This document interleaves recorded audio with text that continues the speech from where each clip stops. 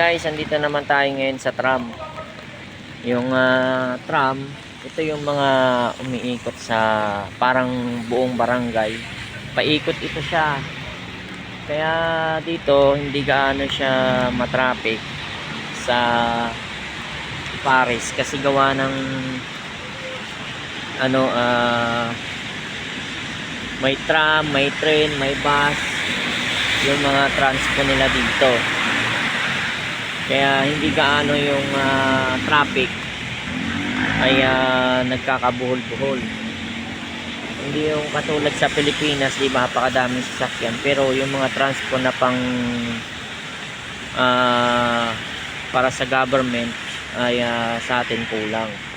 Pero dito sa Paris ay mabilis ka lang talagang makapunta sa trabaho mo, sa pupuntahan mo, kasi walang traffic dito. Kahit na magkaroon ng traffic, hindi gaano siya magbubuhol-buhol kasi may mga stoplight naman na sumusunod naman lahat ng mga tao dito sa batas ng kalsada. So antayin lang natin yung tram, no? Tapos ayun na, yun na yung ating mga content ngayon, mga transportasyon na huling-huli na ngayon yung Pilipinas. Kaya sana gayahin ko ng Pilipinas, no? Ayan, dadaan siya, parang buong barangay yan.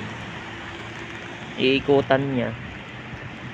Gusto ko nga minsan pag wala akong pasok, gagawin kong vlog, iikutin ko lahat kung saan ako pupunta, tapos i-open ko yung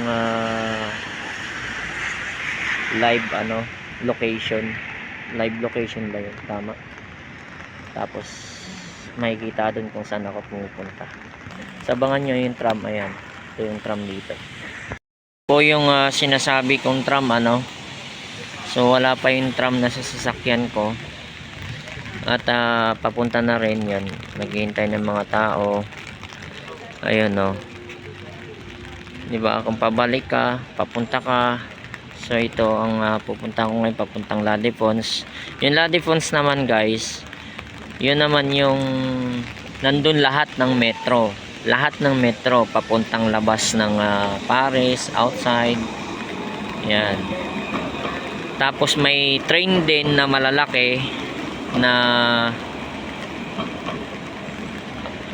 5 minutes lang nandun ka na dun sa kabilang malaking din na sawad nito, kumbaga yun yung pinaka main nila na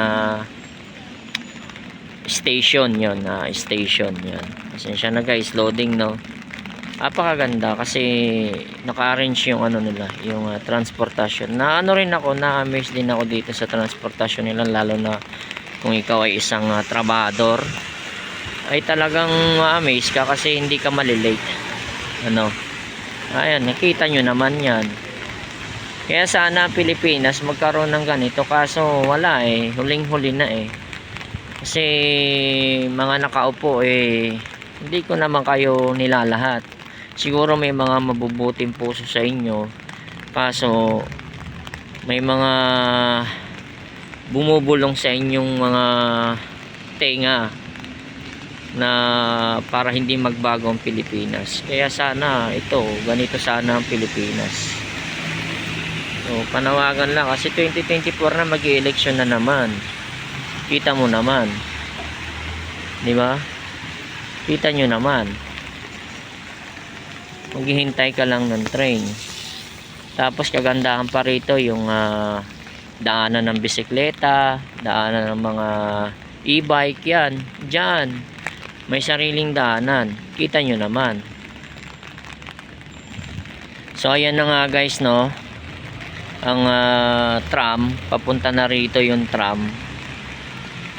Ayan na, may driver yan, pero yung ibang train na andun sa station lang mismo, wala siyang driver.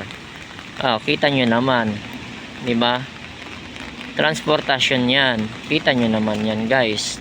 Umuulan, di ba? Ang driver happy kasi hindi siya ta-traffic So guys, sasakay na ako ngayon para pumunta dun sa La Défense, at ako yung mamimili. Sila na naman yung sasakay.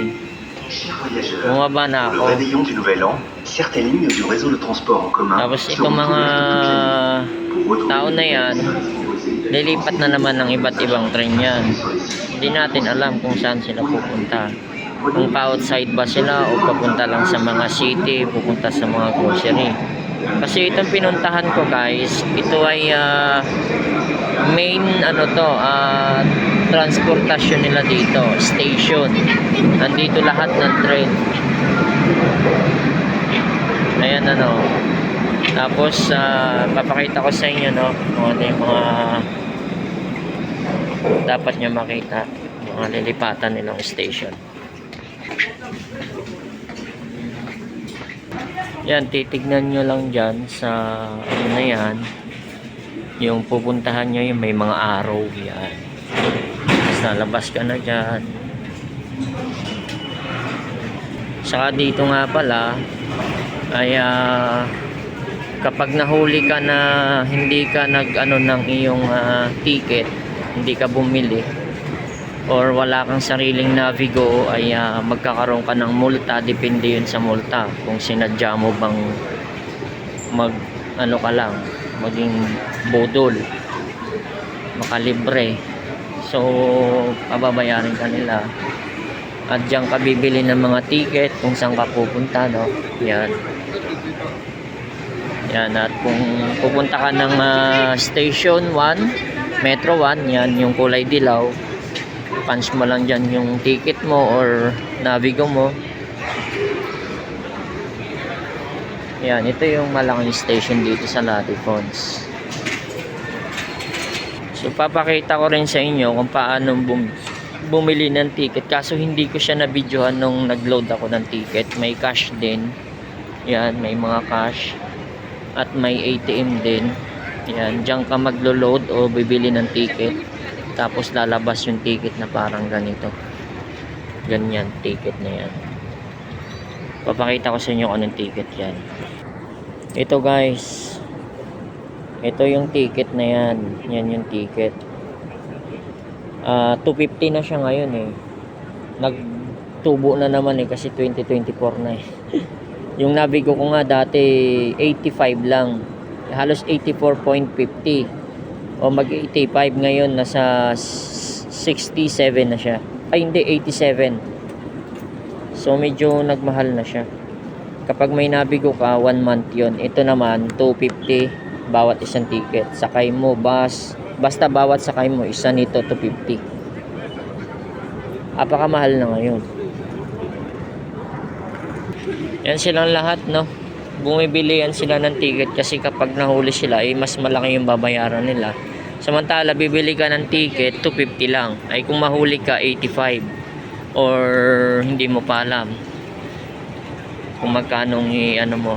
Base sa experience ko, yung may nakasama ako tapos sumabay lang sa amin, maliit lang naman ang binayad sa kanya kasi hindi niya ipinasok yung ticket niya, kaya hinuli siya.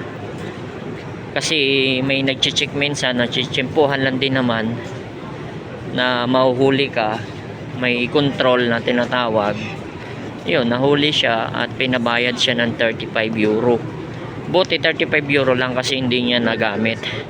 Meron naman siyang ticket, so baka dahil doon kaya 35 lang. Pero minsan 85 or 50 yan, ganyan.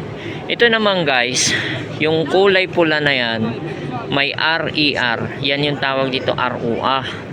Pupunta naman yan sa mga outside, mga malalayo. Pero 5 minutes lang yan, papunta na naman dun sa may malaking station din na katulad nito. So sana nagustuhan nyo ang aking video at follow for more para sa mga updated nila dito sa transportasyon nila dito.